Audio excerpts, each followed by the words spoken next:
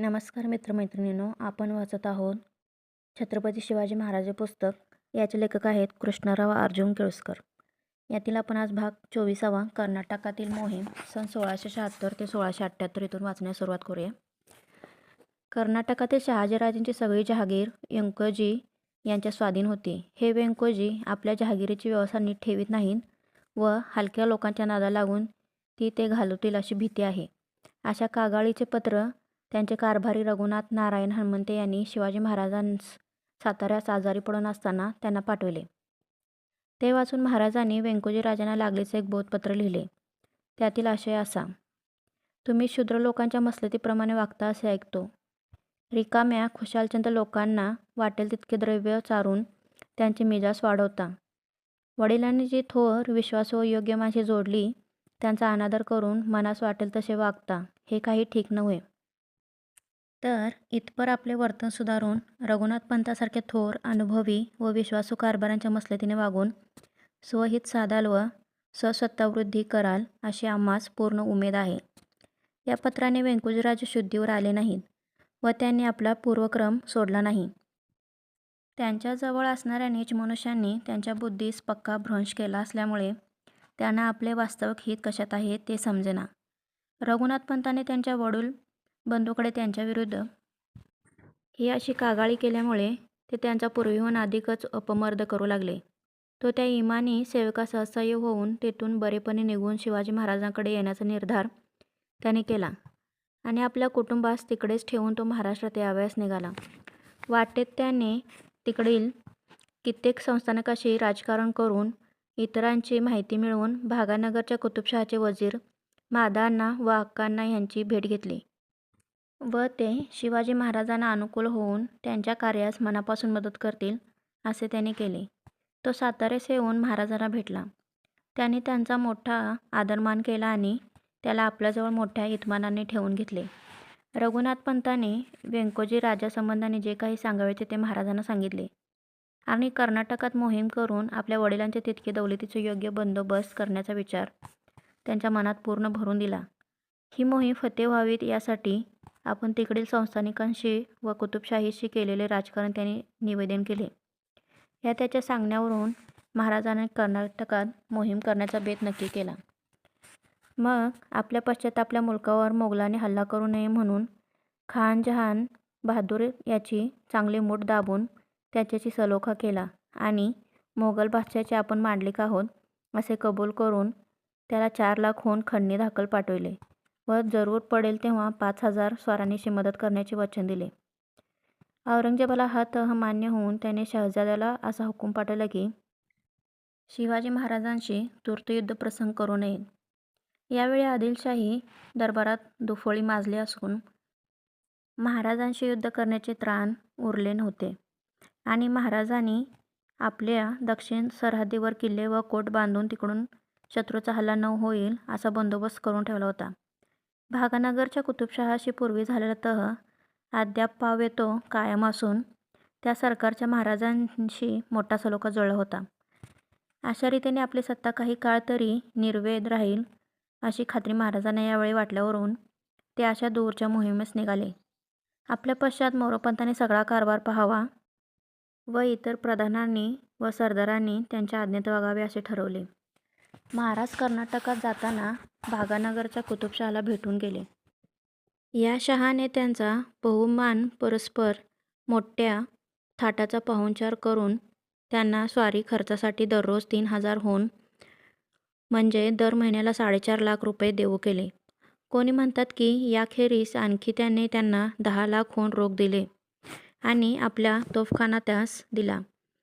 यांचा मोबदला म्हणून शहाजी राजांच्या जहागिरीवर जो प्रांत महाराज जिंकतील त्यातला अर्धा त्यांनी कुतुबशहास द्यावा असे ठरले. याशिवाय आणखी त्या शहाने महाराजांच्या मदतीला 5,000 लोक दिले. याप्रमाणे मुबलक द्रव्य व भक्कम तोफखाना मिळवून महाराज कर्नाटकाकडे जावयास निघाले. वाटेत तुंगभद्रातीरी कर्नाळे कडपे म्हणून एक संस्थान लागले. त्याच्या मालकाने महाराजांना 5 लाख होऊन खंडणी प्रतिवर्षी देऊ केल्यावरून त्यांनी त्यांच्या प्रांतास काही एक उपद्रव न करता पुढे कूच केले. महाराज कृष्णा नदीच्या तीराने मार्गस्थ झाले असताना वाटेत त्यांना श्रीशैल मल्लिकार्जुनाचे देवालय लागले. त्यांच्या दर्शनास ते गेले असता ते रमणीय व पूज्यस्थान पाहून अगदी तल्लीन झाले. हा दुसरा कैलासचा आहे असे त्यास भास झाला. ते देवदर्शनास गेले असताना तेथे त्यांच्या ठायी असा काही भक्तिभाव प्रज्वलित झाला की या देवस्थानास आपल्या देहाचे अर्पण करून जीवित सार्थक्य करावे असे त्यांच्या मनाने घेतले आणि या आवेशाच्या झटक्यासरशी तरवार उपसून आपले शिरकमल देवास अर्पण कराव्यास ते सिद्ध झाले. अशा स्थितीत त्यांच्या अंगात देवी संचारून येणेप्रमाणे बोलली, तुला असे केल्याने मोक्ष प्राप्त होणे नाही.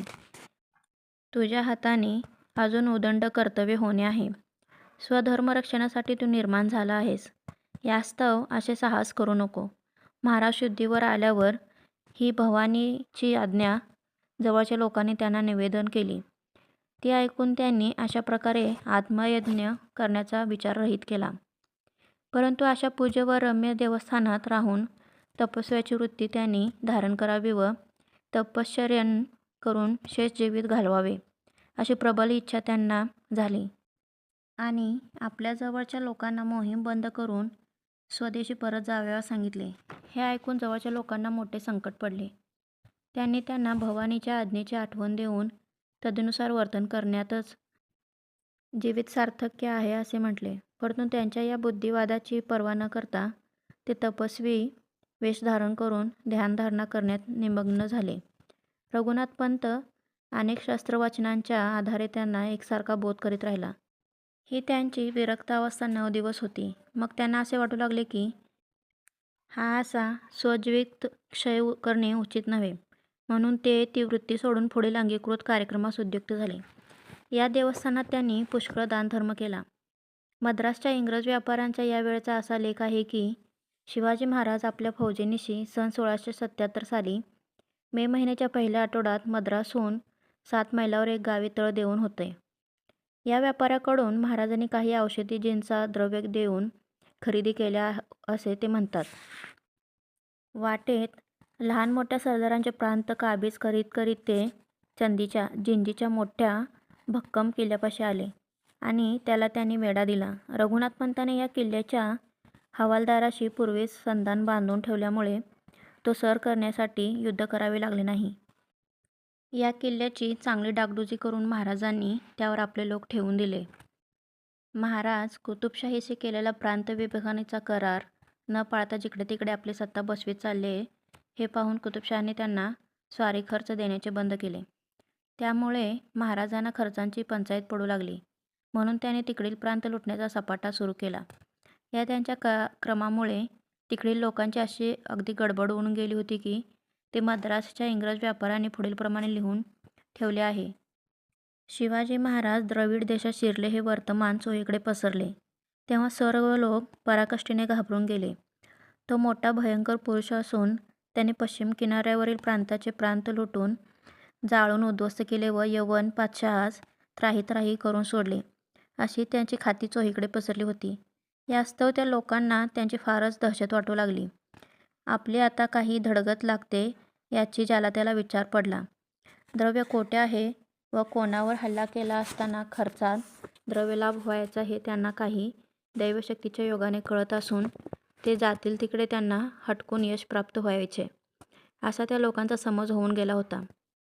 महाराजांनी त्रिनोमल्ली नावाचा प्रांत काबीज करून त्यातले वेल्लूर, त्रिवादी, आर्नी वगैरे किल्ले सर केले आणि पावसाळा लागल्यामुळे त्रिवादी येथे आपल्या घोडदळाचा तळ दिला. येथे ठाणे दिल्यावर त्यांनी मदुरा प्रांताच्या राजाकडे स्वारी खर्चासाठी 1 कोटी रुपयाची मागणी केली. त्यामुळे त्याने घाबरून जाऊन आपले वकील महाराजाकडे पाठवून तहाचे बोलणे लावले आणि त्याने 7 लाख होन खंडणी देण्याचे कबूल करून 1.5 लाख होन रोख दिले. तेव्हा अर्थात त्यांनी त्यांच्या प्रांतास मुळी उपद्रव दिला नाही. सदरील ठिकाणी छावणीस असता महाराजांनी व्यंकोजीराजे यांना पुढीलप्रमाणे पत्र पाठवले. थोरल्या महाराजांनी कैलासवास केला त्यास आज 13 वर्षे झाली. महाराजांची सर्व दौलत रघुनाथ पंतांनी तुमच्या स्वाधीन केली, परंतु ते पितृधन आहे. आमचा त्यात अर्धा वाटा आहे. या वाट्याचा उपभोग तुम्हीच आजपर्यंत घेतला. आमचा वाटा आम्ही तुमच्याकडे यापूर्वीच मागितला पाहिजे होता, परंतु आम्ही दूर असल्यामुळे आम्हास तसे करणे आज दिन पावे तो सवड मिळाले नाही. तुम्ही महाराजांचे पुत्र आहात, दौलतीचे मालकच आहात. तुम्ही खाल तो पावेतो तो खावा. आम्हाला फावेल त्यावेळी आपला भाग मागून घेऊ, असा विचार करून आम्ही आज 13 वर्षे सबुरी केली. तर आता आमचा अर्धा हिस्सा आम्हाला बिनतक्रार द्यावा असा तुमचा मनसुबा आहे किंवा कसे ते लवकर कळवावे. आमचा तुमचा कलह लोकांनी पाहावा व चौघांनी तुम्हाला सांगावे व तुम्ही रीतीवर येऊन हिस्सा द्यावा आणि तुमच्या आमच्यात विनाकारण वितुष्ट यावे हे खरे नाही. तीर्थरूप कैलासवासी झाल्यामागे तुम्ही आम्ही एका रक्ताचे भाऊ एकोप्याने वागू, एकमेकांच्या सुखदुःखाचे विभागी होऊ. व्यर्थ कलह माजवल्याने कोणाचे कधीही बरे होणे नाही. या निरोपाची पर्वा न करता व्यंकोजी राजांनी आपल्या मसलतगरांच्या सल्ल्यावरून महाराजांशी लढण्याचा घाट घातला. म्हैसूरच्या व मदुरेच्या राजांनी त्यांना सहाय्य करण्याचे अभिवचन दिल्यावरून त्यांना ही बुद्धी सुचली. पण रघुनाथ पंताने कारस्थान केल्यामुळे मदुरेच्या राजाने व्यंकोजी राजांना ऐन प्रसंगी मदत करण्याचे नाकारले व म्हैसूरच्या राजानेही त्यांना असेच फसवले. व्यंकोजी राजांना एकट्याला महाराजांशी समरप्रसंगी करण्याचे सामर्थ्य मुळी नव्हते. तेव्हा निरुपाय होऊन ते महाराजांच्या दर्शनाला आले. त्यांनी त्यांची मोठ्या प्रेमाने भेट घेऊन त्यांची बडदास्त उत्तम प्रकारे केली. महाराजांच्या छावणीत व्यंकोजी राजे 15 दिवस होते, परंतु तेवढ्या अवधीत त्यांनी आपण होऊन जहागिरीच्या हिशाबासंबंधीची गोष्ट काढली नाही. शेवटी महाराजांनी त्यांना आपल्या समक्ष बोलावून आणून म्हटले, वडिलोपार्जित दौलतीचे आम्ही दोघे विभागी. आम्ही विभाग मागत आहोत तो तुम्ही स्वपराक्रमाने मिळवलेल्या दौलतीचा नव्हे. वडिलांच्या जोडीची व्यवस्था आमच्या विचाराशिवाय करणे तुम्हाला विहित नाही. दौलतीचे कागदपत्र वगैरे असतील ते आम्हास दाखवा. तुम्ही आम्ही समजून चालू. तुम्हाला जड पडेल तिथे आम्ही तुम्हाला अवश्य मदत करू. मनात कोणत्याही प्रकारचे किंतु ठेवू नका. व्यंकोजी राजांनी हे त्यांचे सगळे बोलणे मुकाट्याने ऐकून घेतले. त्यांना काही एक उत्तर केले नाही. महाराजांच्या पदरच्या दुसऱ्या लोकांनी त्यांच्या मनात काय आहे ते ताडण्याचा पुष्कळ प्रयत्न केला, परंतु ते अगदी मौन धरून राहिले. तेव्हा ते काही एक करारास येत नाहीत असे पाहून महाराजांनी त्यांना परत जाण्याचा निरोप दिला व त्यांना तंजावरास पोहोचते केले. यानंतर महाराजांनी पुन्हा व्यंकोजींना आपले कारकून पाठवून पुढीलप्रमाणे निरोप दिला. तंजावर प्रांताचा अर्धा भाग व दुसरे काही किल्ले आम्हाला आमचा अर्धा भाग म्हणून द्यावे. एवढ्यानेच आमचे समाधान होईल. गृहकलह वाढवण्यात उभयंताचे नुकसान आहे. आमच्या वाट्याचा इतपर अभिलाष धरू नका. वाटा काही सुटणार नाही. तुम्हाला तो द्यावा लागेल. यावर व्यंकोजी राजांनी आपल्या जवळच्या मुसलमान मसलतगारांच्या सल्ल्याने पुढील आशयाचा जबाब पाठवला. तुम्ही आदिलशाहीविरुद्ध बंड केले आहे, पण आम्ही त्या शाहीच्या अंकित आहोत, म्हणून आदिलशहाने वडिलांची जहागिरी आम्हाकडे राहू दिली आहे. ही केवळ चाकरीबद्दल मिळालेली दौलत आहे. तिचा वाटा तुम्ही बंडखोर असल्यामुळे आदिलशहा तुम्हाला देणार नाही व त्यांच्यावर तुमचा कायदेशीर हक्कही नाही. वडिलांचे वेळचे हत्ती, घोडे, जवाहीर वगैरे जे काही असेल त्यांचा वाटा मागणे असेल तर तो आम्ही तुम्हास देण्यास तयार आहोत. असा त्याचा जबाब ऐकून महाराजांना मोठा संताप आला व त्याच्यावर स्वारी करण्याचा बेत मनात आणला. परंतु त्यांनी पुन्हा असा विचार केला की त्यांनी त्यांच्यावर स्वारी करून त्यांना जेर करण्यात पुरुषार्थ तो कोणता. ते कसे झाले तरी त्यांचे बंधू आहेत. वडिलांच्या दौलतीत धुमाकूळ उडवून देण्यापेक्षा दुसरे प्रांत काबीज करण्यास काय कमी आहेत. ते सर करून त्यावर आपली सत्ता बसवल्याने तेवढा यवनी अंमल तरी कमी केला असे होईल. असा पोक्त विचार करून त्यांनी व्यंकोजी राजावर स्वारी करण्याचा बेत रहित केला. मग त्यांनी आपली मोहीम पुढे चालवून वेलोरास आपले ठाणे बसून तिकडील महाराजगड, जगदेवगड, कर्नाटकगड वगैरे किल्ले काबीज केले. नंतर तिकडील घाट चढून ते शहाजी राजांना पूर्वी मिळालेल्या जहागिरीच्या प्रांतात आले आणि तिकडील कोल्हार, बाळापूर, बेंगळूर, शिरटे, वास्कोट तालुके त्यांनी हस्तगत केले आणि काही नवे कोट व किल्ले बांधून त्या प्रांताला मजबूती आणली आणि जागोजाग ठाणी बसवली व तिकडचे पाळेगार नेहमी पुंडावा करीत त्यांचा त्यांनी नायनाट केला. आर्णीचा कोट शहाजीराजांनी वेदो भास्कर नावाच्या एका ब्राह्मणाच्या हवाली केला होता. तो मरण पावल्यावर त्याच्या 3 मुलांच्या ताब्यात तो होता. त्यांनी महाराजांना शरण येऊन कोट स्वाधीन करून दिला आपल्या वडिलांच्या या हस्तकांचा महाराजांनी बहुमान करून त्यांच्याच हवाली तो कोट केला आणि त्याच्या खर्चासाठी 3 लाख रुपये उत्पन्नाचा मुलूक लावून दिला. जे संस्थानिक जहागीरदार किंवा सरदार महाराजांस शरण येऊन खंडणी देण्यास राजी होत, त्यांना ते मुळी उपद्रव करीत नसत. याप्रमाणे ते श्रीरंगपट्टण वगैरे प्रांतातून खंडण्या घेत घेत गदग लक्ष्मेश्वर येथे आले. त्या प्रांताचा सुभेदार भिवून पळून गेल्यामुळे तो त्यांच्या हाती सहज आला. येथे मुक्कामास असताना त्यांनी मद्रास येथील इंग्रज व्यापाऱ्याकडे इमारतीचे काम करणाऱ्या काही कामगारांची मागणी केली, परंतु त्यांनी त्यांना असा जबाब दिला की आम्हाला कोणत्याही पक्षाला मिळून राहता येत नाही, म्हणून आपली मागणी मान्य करता येत नाही. येथून पुढे कूच करून महाराजांनी पार्थोनोओ शहर लुटले व अर्काटच्या दक्षिणेतील सगळा प्रांत काबीज केला. याप्रमाणे महाराज कर्नाटकातील विजापूरकरांच्या अंमलात सारखा धुमाकूळ उडवून देत व खंडण्या वसूल करीत चालले असताना दिल्लीतील त्यांच्या वकिलाकडून बातमी आली की औरंगजेब दक्षिणेत पाठवण्यासाठी मोठी फौज तयार करीत आहे. हे कळताच ते स्वदेशी यावयास निघाले. या मोहिमेत रामेश्वरापर्यंत आपला अंमल बसवीत जाण्याचा त्यांनी बेत केला होता. तो या बातमीमुळे सिद्धीस गेला नाही. कर्नाटकात काबीज केलेल्या प्रांताचा व किल्ल्यांचा बंदोबस्त त्यांनी आपले लोक ठेवून केला आणि हंबीरराव व रघुनाथपंत यांच्याबरोबर काही फौज ठेवून ते महाराष्ट्रात लगबगीने आले. या मोहिमेत त्यांनी 20-22 लक्ष होऊन उत्पन्नाचा मुलूक व 100 किल्ले हस्तगत केले असे म्हणतात. महाराष्ट्रात परत येताना त्यांनी म्हैसूर प्रांताचा पूर्व भाग व मध्यम भाग काबीज केला. तेथून पुढे कूच करून त्यांनी कोपल, गदग, मालगुंड वगैरे ठाणे हस्तगत केली. यावेळी विजापूरकरांच्या 3 सरदारांनी त्यांना वाटेत गाठले. त्यांशी लढून त्यांचा त्यांनी पुरा मोड केला. कोल्हापूर प्रांतात आदिलशहाचा एक सरदार धामधूम करीत होता. त्याच्यावर निळोजी काटकर यास पाठवले. त्याने त्याला तुरुंबानजीक गाठून त्याच्याशी सामना केला आणि त्याचा अगदी मोड करून त्याचे लोक उधळून लावले. संप गावाकडून महाराज कूच करीत असताना त्यांच्या सैन्याला बेलवाडीच्या किल्ल्यांची मालकीण सावित्रीबाई हिने बराच उपसर्ग केला, म्हणून त्याच्या लोकांनी तिच्या किल्ल्यास वेढा दिला. त्या बाईने 27 दिवस तो लढविला. या झटापटीत महाराजांचे फार लोक पडले. शेवटी ही बाई निरुपाय होऊन महाराजांस शरण आली. तिने त्यांचे इतके नुकसान केले व अशी फजिती उडवली तरी त्यांनी तिला शिक्षा न करता उलट वस्त्रभूषणे देऊन गौरविले आणि 2 गावे इनाम करून देऊन सोडून दिले. महाराजांचा मुक्काम तोरगलास असताना रघुनाथपंताकडून एक पत्र आले. त्यात व्यंकोजीराजे यांनी काही मुसलमान संस्थानिकाच्या व जहागीरदारांच्या साहाय्याने रघुनाथपंत व हंबीरराव यांच्या सैन्यावर हल्ला केल्याची हकीकत होती. उभय पक्षाचे घोर युद्धप्रसंग होऊन व्यंकोजीराजांचा पुरा पराभव झाला. त्यांचे पुष्कळ सरदार रघुनाथपंताने पकडून कैद केले. खुद्द व्यंकोजीराजेही त्यांच्या हाती सहज लागले असते, परंतु आपल्या धन्याचा असा उपमर्द करू नये म्हणून रघुनाथपंताने त्यांना जाऊ दिले. हे वर्तमान ऐकून महाराजांनी रघुनाथपंतास येणेप्रमाणे लिहिले.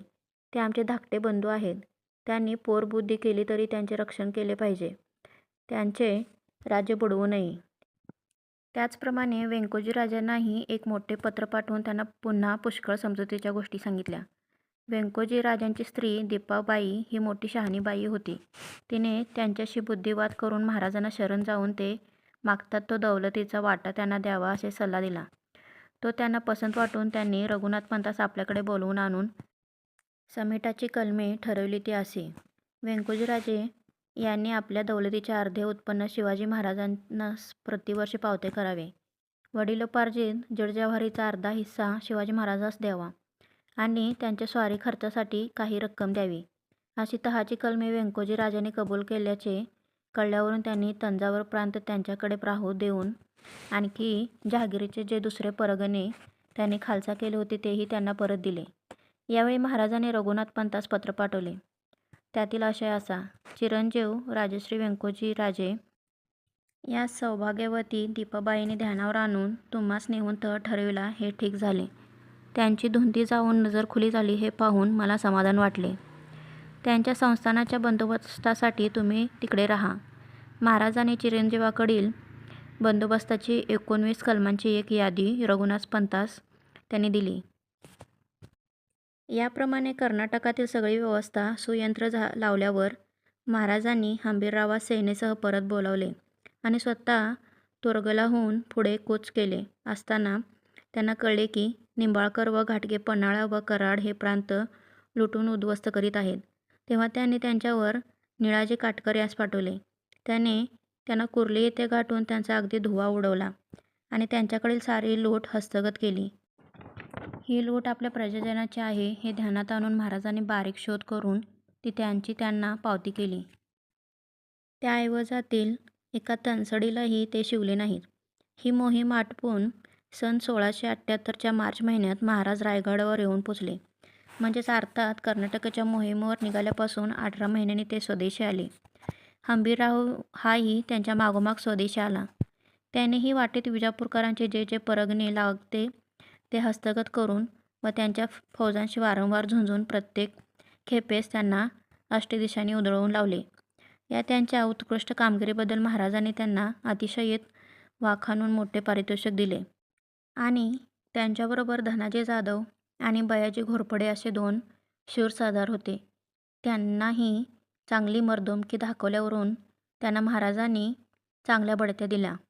पुढे काही दिवसांनी रघुनाथपंतांनी महाराजांना पत्र लिहून असे कळवले की व्यंकोजीराजे अगदी उदास व विरक्त झाले आहेत. ते दरबाराच्या कारभारास मुळी लक्ष घालीत नाहीत. सदोदित एकांतात बसून असतात. ही अशी त्यांची स्थिती कळल्यावर महाराजांनी त्यांना एक उपदेशपर पत्र लिहिले. त्यातील आशय येण्याप्रमाणे. रघुनाथपंतांनी तुम्हावरील मजकूर लिहून कळवला. तो वाचून मनास फार वाईट वाटले. कारण थोरल्या महाराजांच्या पोटी तुम्ही आम्ही उभयता बंधू एकमेकास आधार असून तुम्ही उदास होऊन बसला आहात हे ऐकून मनास खेद होतो. उदास होऊन बसण्यासारखे संकट तरी तुमच्यावर काय आले आहे ते कळवाल तर त्यांचे निवारण करता येईल. आम्हास कोणतीही गोष्ट कळवण्यास तुम्ही शंका धरू नये. तुमचा जो काही मनोरथ असेल तो तत्काळ पूर्ण होईल. आमच्याकडून तुम्हाला संतोष होईल असे करण्यास मुळीच आळस व्हायचा नाही ही खात्री ठेवा. तुमच्या मनास अशी विकृती का झाली ते अवश्य कळवा. तिचे परिमार्जन करता येईल. इतपर उदासीनपणाने वागू नका. वागला असता जवळ आणून ठेवायला लागेल. मग इकडून तुमचे जाणे घडणार नाही. हे मनात वागून सरळ रीतीने वर्ता. रघुनाथपंताचा सल्ला नेहमी ऐकत जा. यातच तुमचे हित आहे. पुढे तुमची मर्जी. हे पत्र पोचताच ते शुद्धीवर येऊन नीट वागू लागले.